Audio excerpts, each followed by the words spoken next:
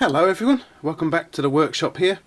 Yesterday I was able to get out to the car boot sale for the first time in about 4 weeks, because for the last 3 weeks it's been raining like nobody's business every single Sunday morning, and they've cancelled it. Yesterday I was able to get out and I got this lot here, and not only did I get this lot here, I also managed to get a little bit of footage so you guys can see a little bit of the flea market that I go to.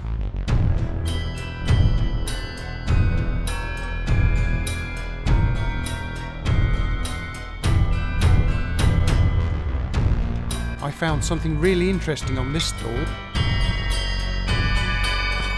and here we are at my favourite stall. They have a lot of interesting tools here.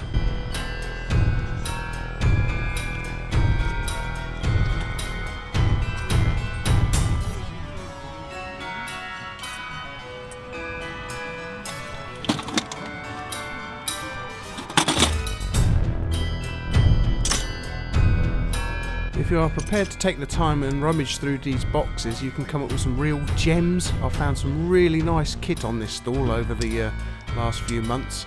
But so you do have to rummage through these boxes, and don't forget your gloves. It was very cold out there yesterday morning actually, but I was quite surprised to see how many stalls were actually there, and I was obviously very pleased by the amount of toolboxes and boxes of tools that I was actually able to go through. It was just amazing really. I do love going through boxes of tools, as you can see.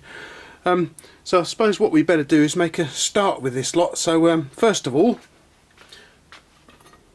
Mrs. Rathbone asked me to keep an eye out for a nice antique style mister to go in the conservatory, because she's been collecting quite a lot of house plants of late, and she thought something like this would go in there very nicely.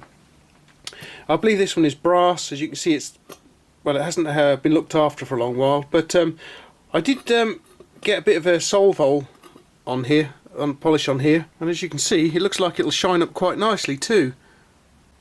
I don't know if you can see me waving there, but yeah, it's quite a nice bit of a polish going on there, so it should clean up quite nicely. So this could very well be a future restoration project for me, because it's quite nice. It does actually work. It will spray a little bit of water. I don't know how good it'll work, but yeah, nice. And that cost me 50p as well. I picked up these two tools for 50p each from one of the stalls. This here is a large size Bernard parallel pliers. It's a little bit beaten up, and unfortunately it's got a little bit broken off of here, so it doesn't quite work. You can see what it's like just there, look, and this little leg is just broken off in there, so I'm gonna have to try and repair that. I'm not sure if I can or not. It's quite old, as you can see, and it is well beaten up and a bit rusty, but you know, I'm hoping it's not going to be that bad, but maybe I can fix this here. I'm not sure I'm going to do it just yet, but it's definitely got a bit missing from there. It does work, but not properly. As you can see, look, the jaw flaps around a little bit, but never mind.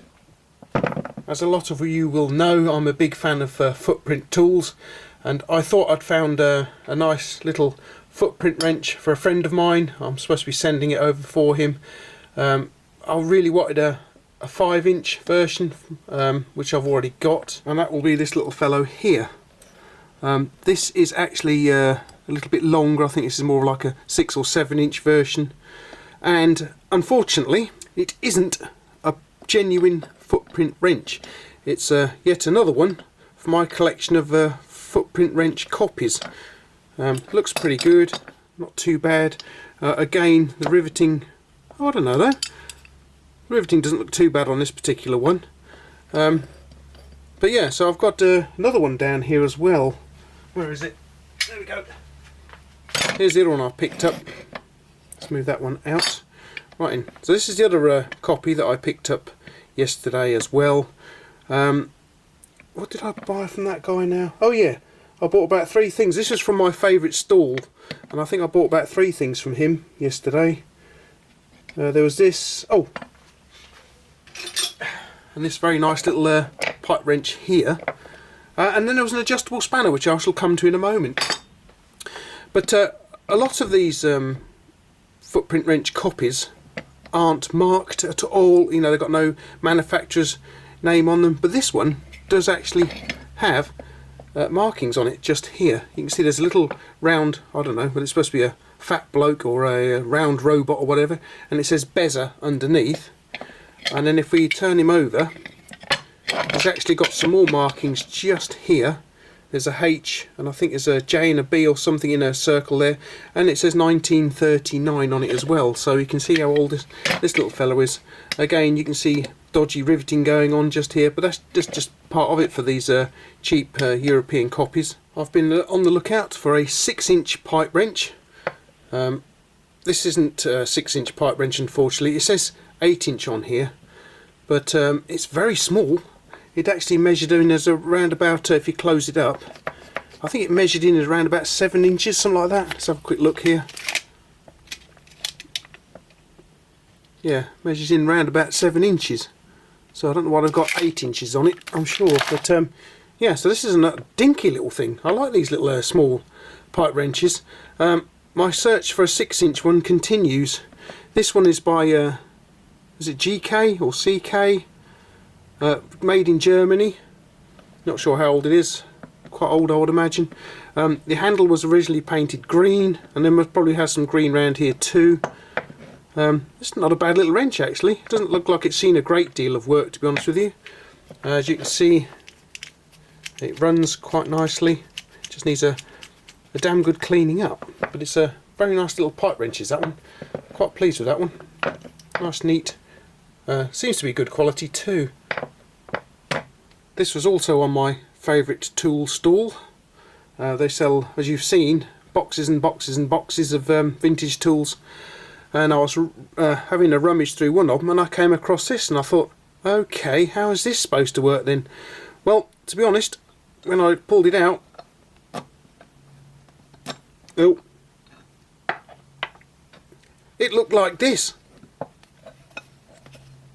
There's no grub screw there to turn it, to adjust it with, no adjustment knob on it.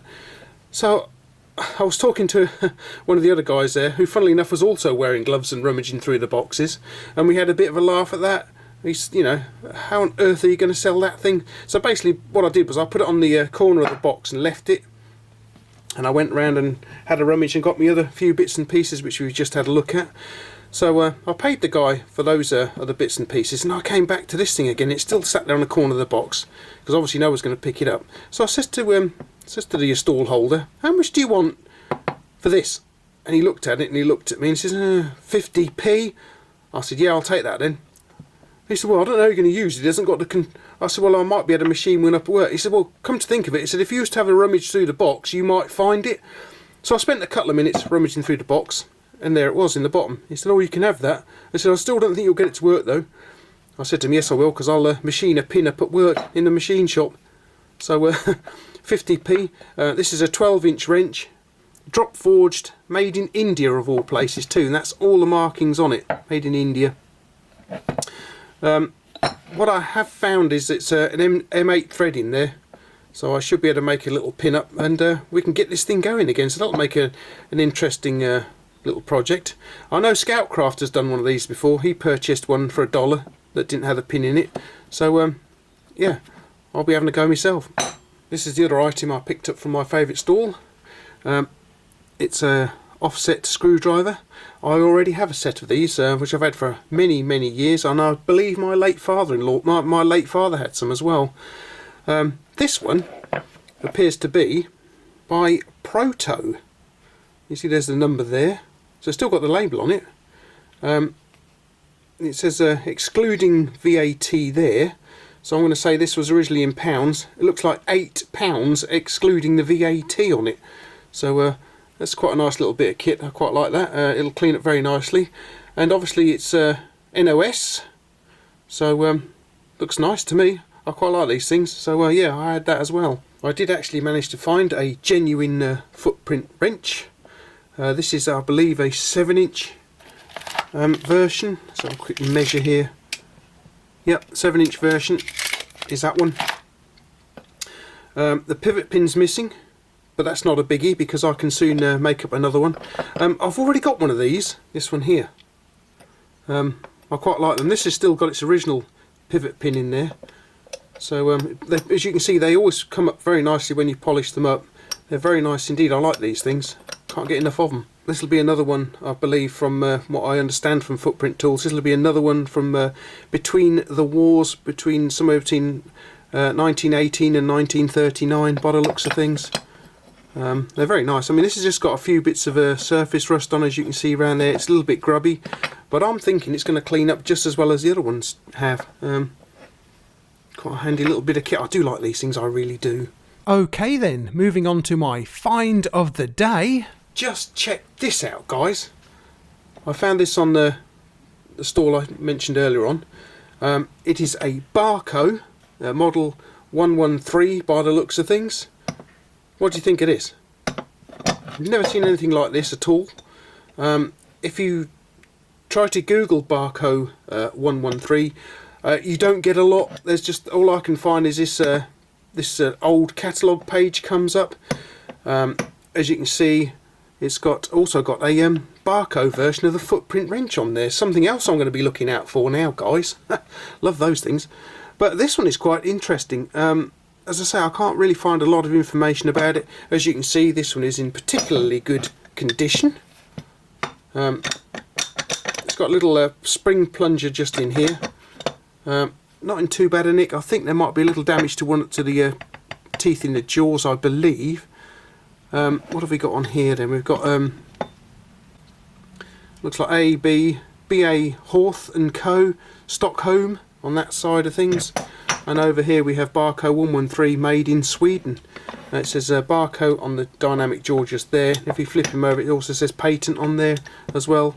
I'm not going to talk too much about this one at the moment, guys, because I want to do a video about it specifically. If you'd like to see said video, please let me down below. Please let me know. I can't speak today. Please let me know down below, and I'll get it underway. But I'm definitely thinking about doing a review of this little fellow. I must admit, it runs quite nicely. I think it's going to need a bit of a clean up, obviously. How old it is, I don't know. But yeah, I definitely had to have that. And this little fella cost me £10, by the way, guys. And he wouldn't take any less either. I'm not surprised. I don't know, if you guys have ever seen anything like this, please let me know down below. I can't find much about them online at all, really. But yeah, very nice indeed. We're doing a review on that one then. Okay then, guys, another bunch of goodies from the flea market or car boot sale. I absolutely love diving round in boxes of tools and toolboxes and what have you. It's great fun. You never know what you're going to turn up, you really don't. Stuff like this here, for instance. So Mrs. Rathbone was after one of these, so that's alright. Got one of those for 50 pence. Just needs a bit of a clean up now. Yeah, it was pretty chilly there yesterday, but there was quite a few stalls and loads of boxes of tools for me to look through. I was expecting that there wouldn't be too many people there, but it turned out there was quite a lot of people selling stuff and loads of people wandering around buying stuff as well. But yeah, so I had quite a good time of it yesterday. Okay then, guys. Yeah, so yeah, brilliant. I got this lot. I'm going to be, well, at least when I get time, I'm going to try and do a review about footprint wrench copies from the early part of the 1900s. I've got quite a collection of them now. I think I've got about 6 of them now. There's quite a few of them in this condition, and 2 of them that are really nice from Eastern Europe. I think they're from, one's from Poland and the other's from the Czech Republic, I believe, Czechoslovakia or something like that there. Czechoslovakia actually. Yeah, so this is another project, 12-inch spanner, so you can keep an eye out for that one, get that fixed. Okay guys, I hope you enjoyed taking a look at these tools again. I will be going in another couple of weeks, hopefully, if it's not raining and they cancel it, and see what else I can get, because I just love rummaging through toolboxes and looking for old tools. Don't forget to take a pair of strong gloves with you when you go, because again, while I was rummaging through the boxes, I came across one box had a meat cleaver in it, and some of the other ones had Stanley knives and chisels in there, and none of them have got guarded blades. So yeah, gloves are an essential, guys. Alrighty then, I hope you enjoyed this look at the tool haul that I got on Sunday. I hope you'll all pop over again. Don't forget you can also check me out on Instagram, because that is where I put anything I get. It always goes on there first, so you guys have got some idea of what you're looking at coming up in the on the channel. Check us out on Instagram, guys. Okay, I hope you enjoyed this look at these tools. I hope you'll come back to Rathbone Manor in the near future, and I will catch you laters.